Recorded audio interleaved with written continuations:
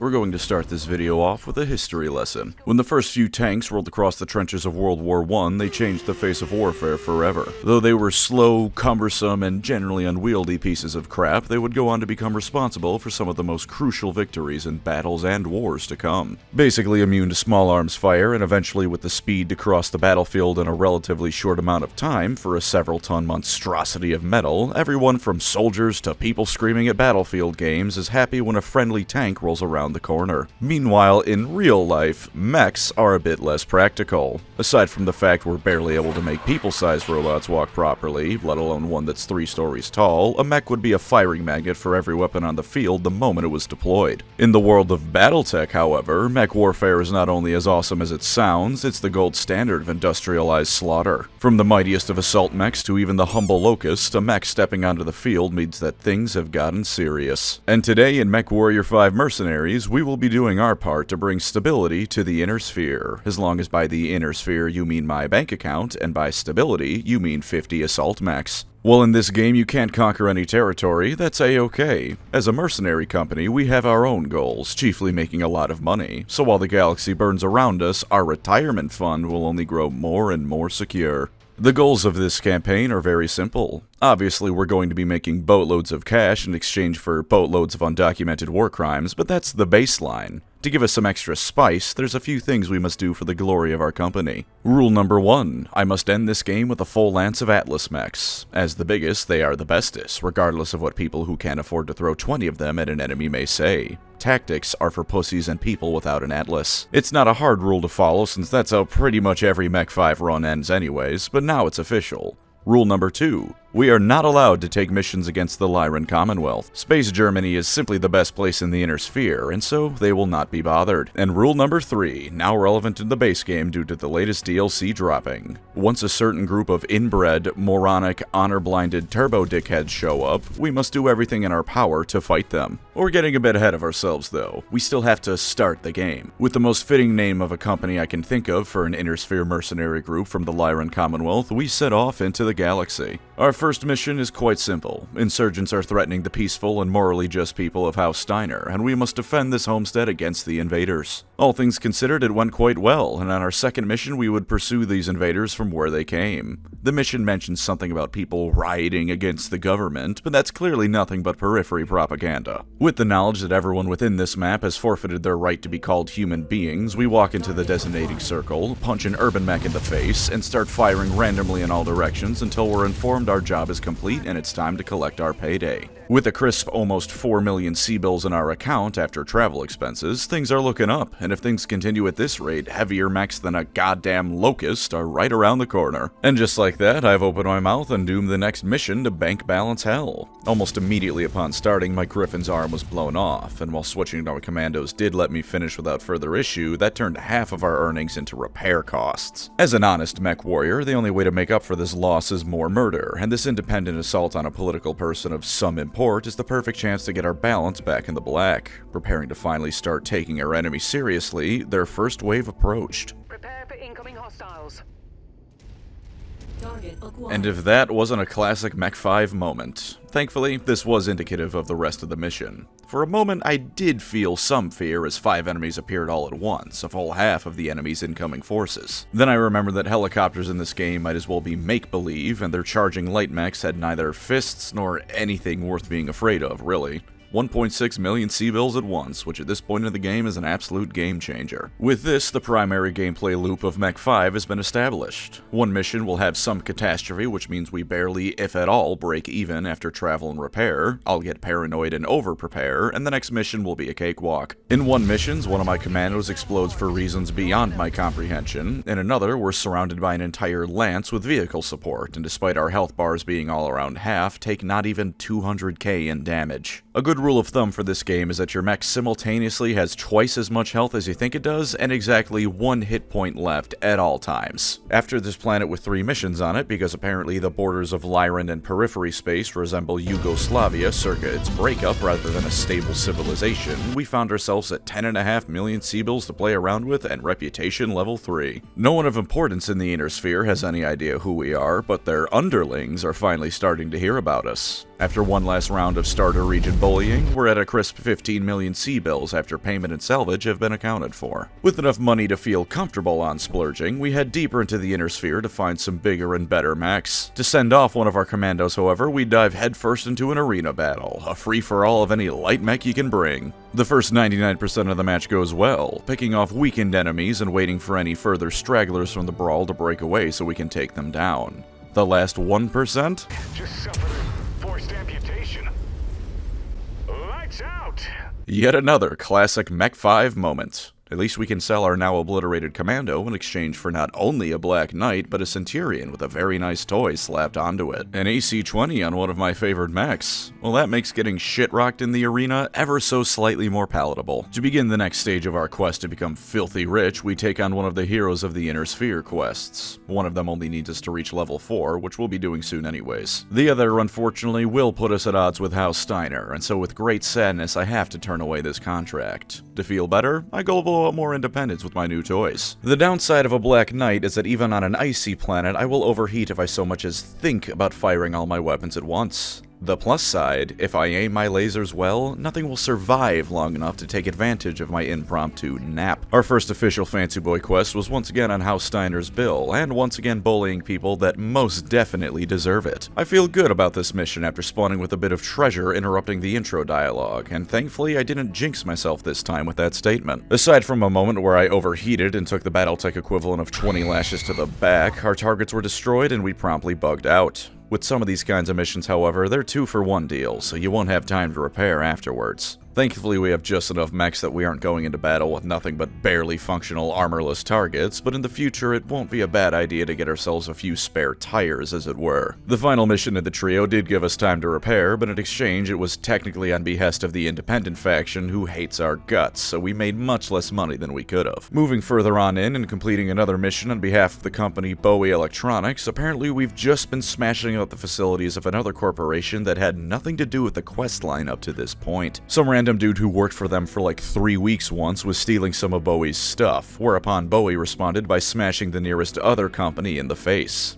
Embarrassing, but I made more than I lost in repairs, so I'm still content. A decent amount of missions where nothing of note happens, and we've accumulated quite the amount of cash, so we jump off to the inner sphere to flex our bank account on those who are financially challenged. Aside from recruiting a new pilot to replace one who died after I forgot to hit record, rest in piss bozo, don't even remember your name, we acquired 3 new very fancy things to play with. The almighty King Crab, for even in universes where mechs are the main form of combat, everything will return to Crab eventually. A hero archer, which I'm sure is better than normal ones in some way, but I'm just excited to be able to ram 5 million missiles down people's throat. And one of my favorite mechs to round us off, a Highlander. Though I'm preferential to Space Germany, even I have to recognize that the thing to be most afraid of in this setting is when a mech starts blasting bagpipes across the battlefield, and until an Atlas can be acquired, this is a more than worthy substitute. We can even send our Locust to live on a nice farm upstate to complete a Cantina mission. Normally I keep starter equipment out of nostalgia in these games, but in this case its continued existence in my storage bays was a reminder of a time I wasn't richer than most planets in this setting. While I'm still hesitant to jump into the full-on deep end for now, a new heavy mech and 2 assault mechs does wonders for one's confidence, and we head into a zone still a bit above our reputation level to show the world we mean business. Testing our newfound might in a defense mission proved we could take the heat in the short term, and with mechs in reserve we were able to complete even 3-parter missions without worrying about running out of functional machines. While the King Crab does look like it's about to shit its 3-story pants with every step, a face full of 2 AC-20s is able to handle most problems with almost indecent haste. With not only some heavy hitters, but once again an abundance of cash after selling some salvaged mechs, I decided I'd briefly travel elsewhere within the Inner Sphere for some missions. Knowing that in a short amount of time the FedCom was going to be born, I figured playing nice with them couldn't hurt in the long run. So after I sat staring at this hunchback wondering whether or not my newfound appreciations of lasers the Black Knight gave me was worth the heterodoxy against the orthodoxy this thing presented, I headed to Fedrat territory to scope the place out.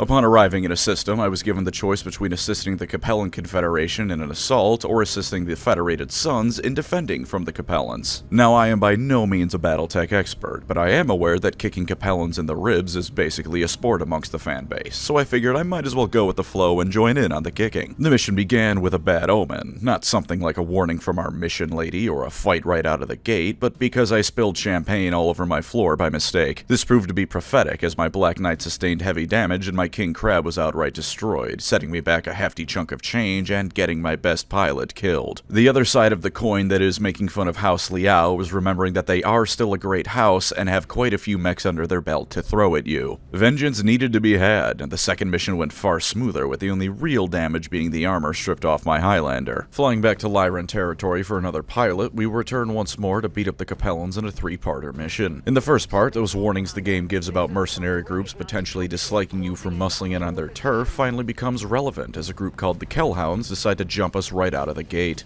Surprise! Our employer knew you were coming.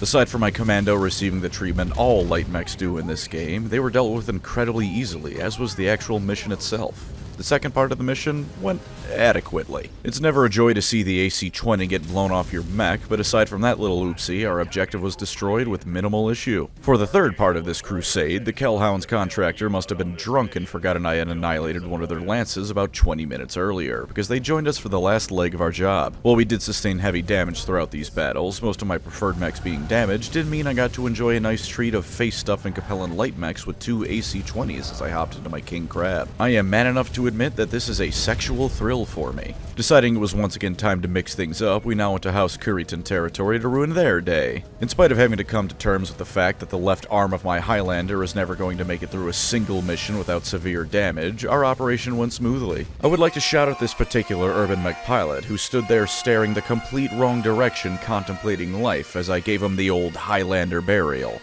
Normally I would hang around a given region doing at least a few different missions for my factions of choice. It's nice to make a good impression, and the area the Curryton missions were in was appropriate for my level and provided some nice payouts. Comparatively, a nearby region was a bit under my pay grade and was farther from the border, which means more time and money spent on traveling than if I just stayed put.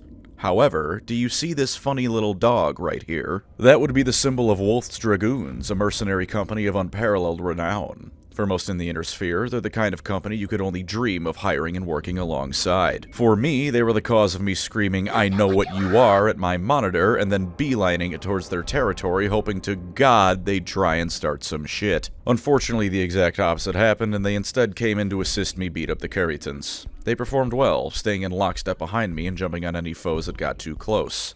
They performed suspiciously well, as if their origins were a culture of people bred and raised to be the perfect warriors. I'm watching you, you goddamn creeps. We also saw God's least intimidating charger during this point. Putting it down felt more like a mercy than anything else. As for what I spent a good amount of the time following that RimWorld-style mental break seeing the Dragoons gave me, it was bullying Kurita again. After all, I have to show them who the rightful rulers of the Inner Sphere are, plus the money was so easy I spent like half of one mission just appreciating the skybox. House Davion would even sometimes reward me for my participation in bringing freedom to their enemies, such as with this panther.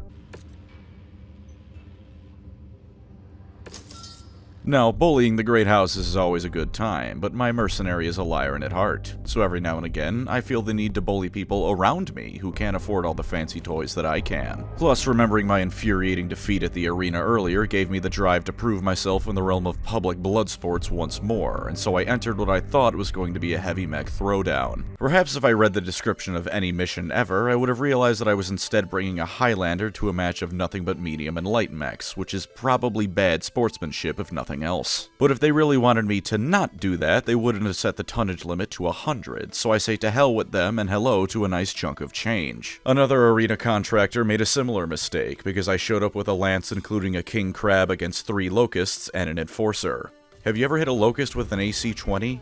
They don't handle it very well. I think the only reason that isn't against the Ares conventions is because people assumed you'd feel too much shame for bringing that much firepower against a locust to actually do it. Shout out to the organizers of Battletech arena matches. At this point, it's become clear to me that they don't actually care about making money or giving people a good show. They just want to watch people die, and they happen to find an economic way to do it. But shortly after, ladies and gentlemen, we had done it. We had found the first of 4 of the finest mechs in the entire Inner Sphere, the mighty Atlas. Though giving 10 million C-bills to the Combine certainly hurts, it's a price that's well worth paying. After this monumental achievement, I decided another change of scenery would be nice. Beating up Capellans and Curitans is always fun, but what could be more fun for a mercenary than to set up shop in the Battletech equivalent of the Balkans? So to shake things up for my merry band of war criminals, I walked into House Merrick's house and started pissing all over the carpet. At last it was time to stride to war in the greatest machine to ever grace the galaxy. Terror and inevitability incarnate, mech after mech fell to the firepower of the Atlas. I was unstoppable, I was invincible, I was shot in the head and the Atlas flopped over.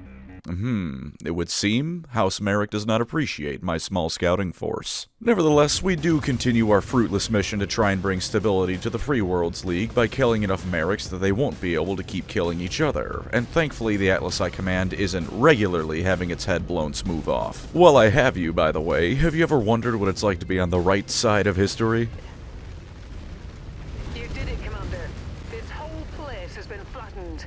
Some people may ask, is it worth it to take the lives of so many innocents for money? To that I say, yes, there is no joke. I do not view anyone in front of me as a human being. I view them as payday. The joke comes in the form of whatever the hell the wacko Rangers thought dropping a single Griffin in front of an Atlas was going to do, other than turn that Griffin into slag. Maybe the Dragoons had just finished punching them in the balls or something and this was all they had. I don't know. Anyways, look at all these pretty buildings get torched. Isn't this fun? I also took on a story mission of some kind, but since this is career mode and the only story I care about is the one where I make all the money and drive all the Atlases, I barely pay attention. This happens though. That machine's down for the count. MechWarrior families be like, can we see him? But then, with over 40 million C-bills in our account, it happened. After venturing to the industrial hub systems that cross through Terra itself, which incidentally, here's what that sounds like as I check for an Atlas in each system, I found them. We found not one, not two, but 3 Atlases in these systems during this journey. 2 of which were the same type. We hadn't even yet reached the 3030s and we'd done it. A full lance of Atlases was ours to command. Absolutely unrivaled firepower and destruction was at our fingertips. For the low price of almost all of our money, we had become the greatest mercenary company in all of the Inner Sphere. I Hate Poor People was no longer just a dream. It was our reality. Now it was just time to take him for a test drive.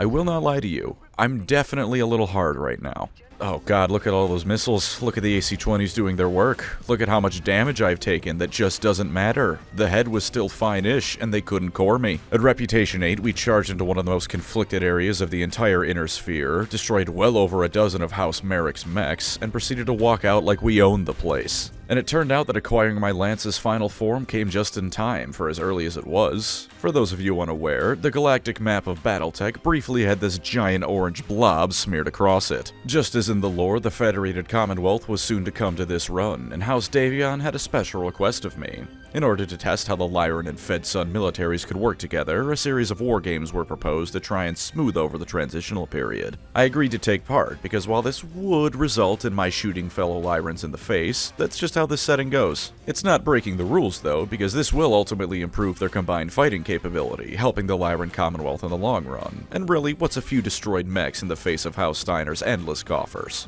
Our goal was to defend orbital cannons firing off while a combined Davion and Steiner force assaulted us. Assisting us was another group of mercenaries, and together we did good work. The forces of what would soon become the FedCom were completely unable to work with each other and poured in piecemeal, and while the integrity of the facility did get a bit low for comfort, we held the line all the same. Our next target was to take down one of the nobles in charge of the FedCom forces, who supposedly piloted a custom Victor filled to the brim with lost tech that he called the Dragon Slayer. Unfortunately for him, I do not pilot a dragon. I pilot an Atlas in a mission rated for 200 tons max. In spite of his defeat being certain, I figured we may as well play nice with the people that actually matter here, and I resorted to only blowing off his mech's legs. He seemed appreciative and even said the Davions would have to keep an eye on our company in the future, which is the sort of thing any mercenary commander loves to hear. Be it trying to kill us or paying us to kill for him, that kind of contract work can only result in more and more lucrative paydays. With an early in established with the FedCom, I decided to indulge in a little bit of collecting. In the story mode of this game, our character's father was an established mech warrior who did some cool adventuring around the sphere. None of this matters in the slightest to me or career mode, but the missions that occasionally come up act as if it were still story mode.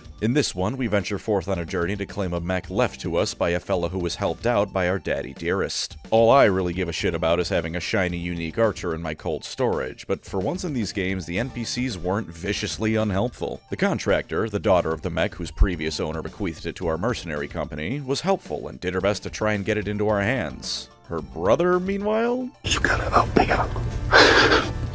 You gotta help me. Please help. Not so much. After several missions of running around dealing with this asshole, making me traipse around asteroid belts and sending the damn Wako Rangers after me, I finally find his dad's mech and take it for myself. Overall, I consider this to be a net neutral experience. The paint job on this thing is phenomenal, and while a bit too close range for what an archer normally is, it could probably do me well during city defense missions. On the other hand, I'm pretty sure the Wako Rangers are going to be gunning for me just as much as they are the Dragoons after I've kicked them in the teeth twice now.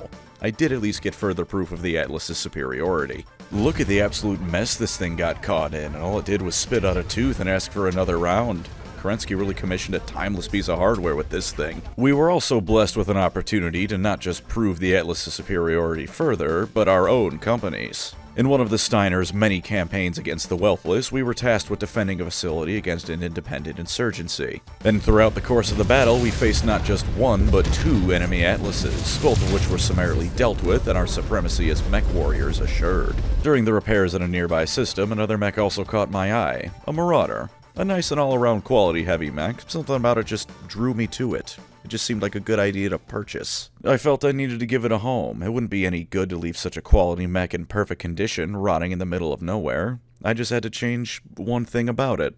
There we go. Nice, solid black paint job. There we go. Anyways, our company is about to receive a massive boost in standing. No longer are we just harassing the various factions and houses for scraps. Now, House Davion has called us in as part of a massive war effort. With perhaps history's largest wedding gift needing to be prepared, we join a massive assault against the Capellan Confederation to kick off the birth of FedCom. Our goal in this whole affair? The planet of Tikonnov, the Capella Confederation's most crucial industrial world and one of the only places giving them a GDP higher than a candy bar and a used condom. Our first mission saw our company destroying a well-defended bunch of anti-orbital cannons. In spite of our allies refusing to fight the enemy mech reinforcements, which cost my Highlander its AC-20 yet again, the batteries were destroyed with minimal damage to the rest of my mechs. Victory was ours, and the Capellans were handed a resounding defeat for the first operation. For our second assault, we were tasked with destroying a company of Capellan defenders who had taken refuge in a city with the idea that that would make us more hesitant to attack them. Do you understand what setting you're in? One of the NPCs even said basically the same thing. The Ares conventions don't mean shit anymore, and even if they did, none of us care. The next leg of our mission was to invade the primary mech factory on Tikonnov and capture the planet itself. With the majority of the remaining Capellans driven into the wilderness, capturing the facility would mean the Fed Sons have earned themselves one of the largest mech factories in the entire inner sphere, and by extension, so will House Steiner soon enough. While the Atlas was always an option, the most optimal weight distribution would be settling up in a few of my heavy and medium mechs instead. Besides, my Black Marauder was tempting me. It promises me a good fight and a greater paycheck, as if it were a kindred soul. The factory provided high levels of resistance, however. Even with our FedCom allies, the fight was a slog, with new lances of mechs hiding around every corner, air forces constantly pouring in, all of which fought with a ferocity only cornered rats possess. In spite of this, we pushed onward, and after one final lance of defenders was destroyed dying for the Capellans, the factory surrendered and we collected our paycheck, with a whole mech thrown in as a bonus. Continuing forward into the campaign into the Confederation, we next lay siege to the planet of Tigris. The game makes a big show of telling me I won't receive nearly as much support going forward from House Davion as I did prior, whereupon I proceed to receive exactly as many allies as I did on Tikonnov. It's all the same meat for the slaughterhouse as far as I'm concerned, though, and despite the Capellans having this really cool piece of equipment that gives my HUD a seizure, their forces fall just as easily to Lyran might as before. Next up was a couple of generators supplying power to something or other. I didn't read the mission briefing because I don't care. All I know is that the Marauder is hungry and so am I, so I hope the inhabitants of this city don't mind me walking around with a PPC in an almost literal lust for blood. Unfortunately, according According to the background dialogue, some of our Davion employers were eliminated by the Capellans and their codebooks stolen, putting the entire operation in jeopardy. Our smashing of yet another city where the data was being decrypted prevented them from figuring out the codes, but we were still too slow to keep them from sending it to ComStar, who forwarded the information to the Capellan world of Sarna.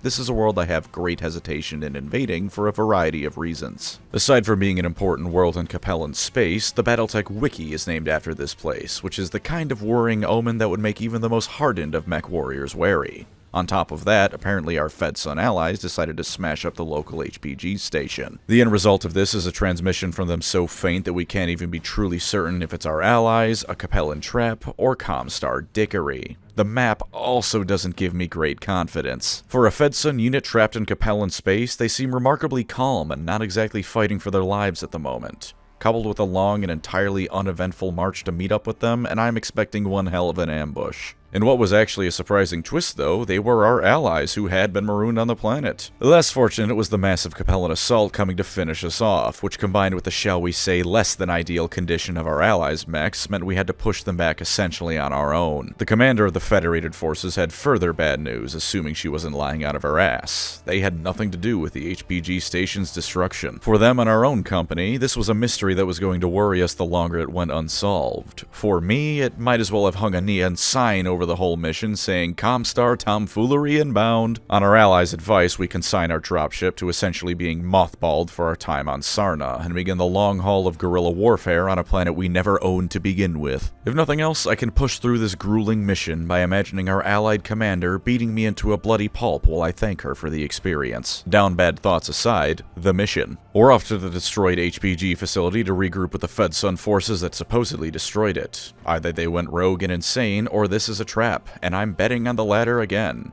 This time I was correct, with the game outright calling them imposters as we close in on the facility. With the constant vaguely ominous threats about greater purposes and having to kill us, I'm now staring at the enemy waiting for them to start screaming about Jerome Blake and various other reasons they have the moral high ground to kick our balls into our throats. Because I'm now interested in reading the mission report, since Best Faction has decided to start poking their nose in here, we learn that a great number of the enemy mech warriors committed suicide before they could be captured. I wonder what shadowy telecoms group these fellas might belong to. Raising hell in another city for a brief few minutes, we then move on to attempting to link up with the mercenary support of our allies. What followed was a brutal defense as enemy forces sent wave after wave of some pretty hefty mechs, with the occasional locust sent to get AC-20'd in the face and laughed at by everyone nearby. While I did start the fight by dropping from the ceiling of a warship and damaging my mech, and ending it minus an arm, the enemy was repelled without a single casualty as we held the line against all odds. After almost certainly destroying some of ComStar's valuable property in a city, we were informed that reinforcements were finally en route, and we could leave this planet with our lives as something other than either Capellan servitors or footnotes in Battletech history. And thank God for that, because if there were any more missions where our enemies caused my HUD to assault my actual real-life eyeballs, I'm gonna go into a rage and not stop until House Liao gets the House Cameron treatment.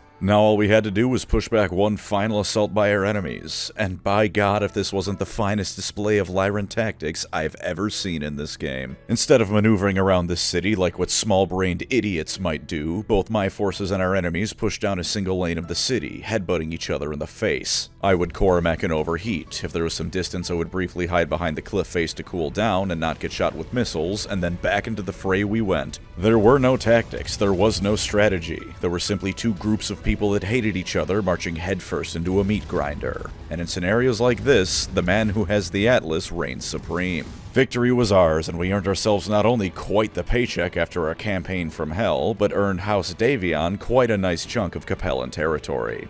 And from here on out, things largely weren't of too much note. The FedCom formed, and I naturally ingratiated myself with them. I took the Black Marauder out on a few more joyrides because it hungers, but overall, nothing of too much note happened. Even when Razelhog formed, I wasn't too pressed to intervene, since that was largely hurting House Kurita without any real involvement on my part, and it was funny to stare at them and laugh. That and the first mission would put us at odds with the Lyran Commonwealth, and per the rules established at the beginning, that's a big no-no. One last mission against some pirates seems like a good way to send our hero off, because what could pirates possibly do against me, my lance, and a whole other lance of our new best friends we just met? And I'm sure that talk about aliens and the fact that the pirates are all damaged is pure nonsense, coped by people getting outshot by their supposed prey. This'll be a cakewalk.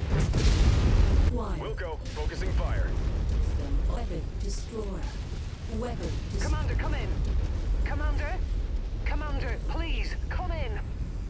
I may have misjudged the situation, as have all those screaming dying people in this cutscene. No HPG access either. I wonder who could be involved in that. The clanners are officially here, everyone. These backwards, moronic fools have come determined to claim the inner sphere from hundreds of light years away. Unfortunately, they're very good in a fight, and 300 years of not waging succession war-level conflicts has ensured they've actually advanced. Though Razzlehog wasn't my preferred choice of banner to fight under, when faced with clanners, I'll fight for the goddamn Marian hegemony if it means kicking Kerensky's bastard children's teeth in. The first missions of the invasion will be simple from both the tactical and strategic perspectives. Just try and survive. Easier said than done, because sometimes a clanner mech will roll up and I physically can't understand what I'm looking at with the amount of firepower coming out of it. Is it a machine gun? Is it lasers? Are the machine guns firing lasers? I don't know, I just know that every time I finish a mech, one of mine has also been obliterated, and I only have 4 to their 400. Salvage is going to be the name of the game here, because the more clanner tech I get my hands on, the better this fight will go. Immediately I have to break into the mech reserve because even the mighty Atlas sees casualties, though at least we've temporarily saved this Razzlehog city. Very temporarily, assuming I'm towards the north of Razzlehog territory. Spoiler alert perhaps, but Razzlehog does not do terribly well during this invasion. The next mission is another eye-opener in a few ways. Right off rip, we learn just how fast clanners can be. Now objectively, I knew that clanner mechs are better with more than just weapons. They can have their speed vastly increased through some other tech, for instance, and I knew it was coming. But seeing this little light mech run at Mach fuck was a whole different level of fear. To top even that off, we get our first taste of some of the clan's more low-key advancements, at least compared to mechs. Elementals. And while in this mission they heroically fly in a single-file line that I can burn through half of at once with large lasers, seeing them return fire with medium lasers is not heartening. Abandoning this foolish Razzlehog commander who thinks I give a damn about dying for his country, we instead pull back to go rescue some old dude or other who may have something that can help us out immensely.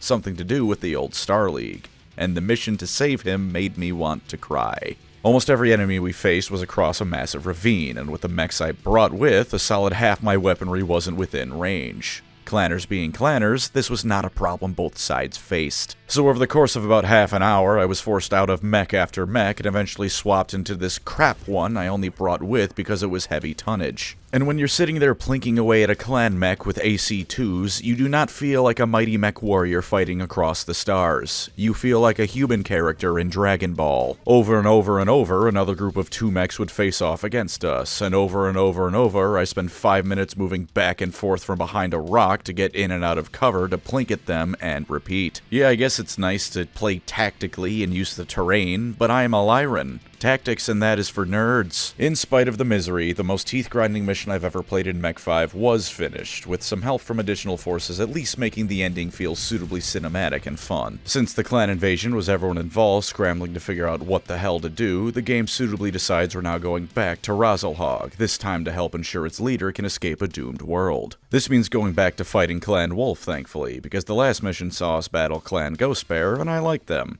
I can't dislike anyone who canonically conquered a planet with a game of football, after all. But killing wolves is like slipping on a comfortable sweater, and we get to work alongside the Razzlehog military forces putting them in the ground. Though they appear to have deployed some particularly dastardly tech that lowers my frame rate to PowerPoint levels, their defeat is all but certain. And while we are still fighting rearguard actions to save what can be saved, now we're learning. If this was a counterattack against an inner sphere force, there'd be a dozen mechs waiting to jump us all at once like 3-story tall piranhas. But the clanners wait for us in a star of 5 mechs only, the most basic unit of their military. Their honor dictates they engage us in a contest of who's more cool and capable, and it means that though the 1v1 is deeply unequal, we can take advantage of them refusing to bring in reinforcements when they're outnumbered. The first prince is evacuated, the clan's defeated at least in some small way, and now we can finally take a look at what the galaxy map looks like after all this time. Not ideal, turns out. Rushing to find the various pieces of information that will apparently help us discover what's going on properly, we dive headfirst into clan territory to defend an outpost from Ghostbear. They put up a good fight, but thankfully developers have realized a clan mech horde mode is the kind of thing that just creates dead mech warriors, and so the repair bays scattered throughout these missions see us through. Venturing further into Ghostbear territory, we smash up a few different outposts and spaceports they have lying around. In theory, this is to retrieve vital data packets, but I do not need a reason to jam an AC-20 into a clanner scum's face and pull the trigger. The service is its own reward in this case, but either way, every mech we take down is one less that the people of the Inner Sphere need fear. Our efforts couldn't have come at a better time either, because the massive blob that is the territory the clans have captured only continues to grow like the galaxy's most stuck-up cancer. Our next incursion into clan territory comes with perhaps the most risk out of all of them yet. While still scrounging around for data and whatnot, the clan we're now coming face to face with is Clan Smoke Jaguar. On paper, they're arguably the ultimate incarnation of the clan's warrior philosophy. In practice, this is Battletech's second largest group of assholes, and things like mercy or not treating your fellow man like slimy dog shit aren't really part of their culture. Worse still was me going into this battle with the scraps of my collected mechs, at least in terms of tonnage. Turns out the clans aren't exactly willing to repair and refit my mechs mid-invasion and after I smoke entire stars worth of the warrior cast, and so this battle would require me to use all 3 brain cells a Lyran noble is born with. Taking up defensive positions in front, the initial wave of Jags was easily dealt with. Then another wave happened. Then another. Smoke Jaguar may be the biggest pricks in the sphere, but you can't call them anything but relentless. Combined with the fact I didn't notice these mech repair bays for some ways through the mission, and the Jaguar proved that if nothing else they can back up being powerful warriors on top of massive dicks. But the line was held, of course, and victory ours, as it always is. After this, though, I had no choice but to return to Kharitan territory to repair and refit, because when almost every mech in your bay is heavily damaged, it is perhaps a good idea to take a breather. Right afterwards, back to Smoke Jaguar territory. And this mission, this goofy-ass mission, as you can see, we had a timer before reinforcements arrived. Considering that, I figured the clanners were going to give us hell, and then the first wave approached. One guy. Alright, maybe they were just back from patrol early. It happens. Someone has to be first. Second wave, another single guy. Third wave, though. Surely the third strike would be 2 guys. Methinks Smoke Jaguar were smoking the Jaguar a little bit too hard. And no, I don't know if I mean they were smoking pot or masturbating with that euphemism. And then all of a sudden, our reinforcements arrive, and the Jaguars decide that our buttholes need a fist or 20 up them immediately, obliterating 2 of our mechs in quick succession. One of which did this. In case you were wondering about the pilot, he died. The mission was a success, but another retreat to Kharitan territory was required, what with all my best toys being in shambles. But with all this brutal attrition warfare, we've gotten ourselves the information we need to gain access to a final facility. After somehow convincing another merc group to lend us a hand, it was time to invade. We touched down, approached the facility, and got to work.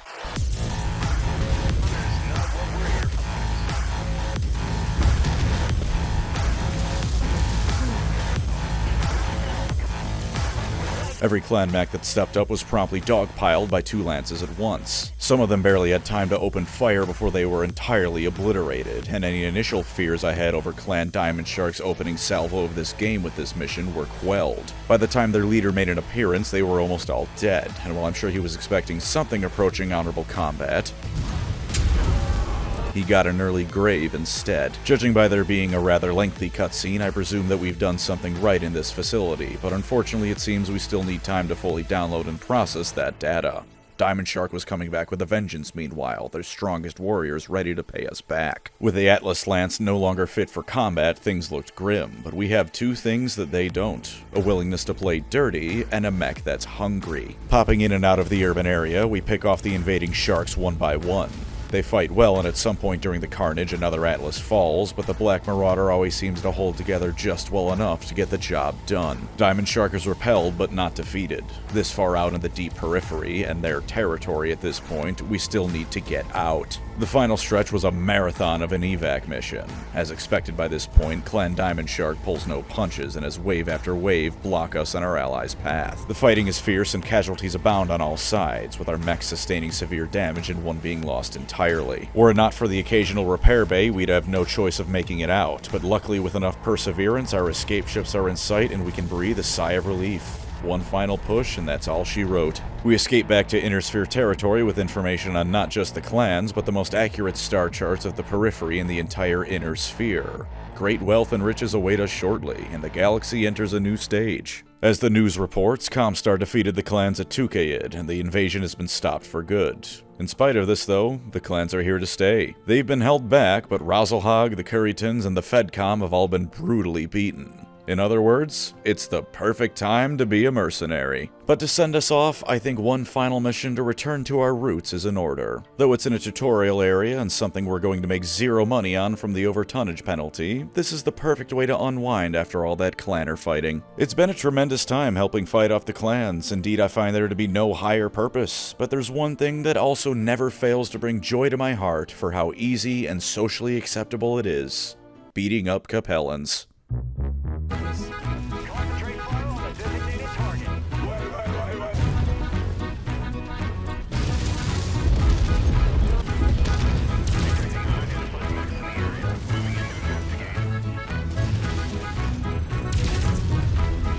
Thank you for watching. This Steiner-sponsored burning of Clanner and Capellan property would never be possible without your support. If you'd like to support the channel, consider subscribing.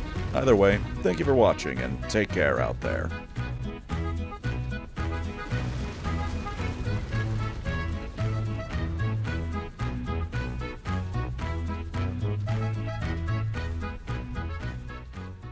Oh, before the invasion, I also helped this moron out while the announcer criticized him for erectile dysfunction.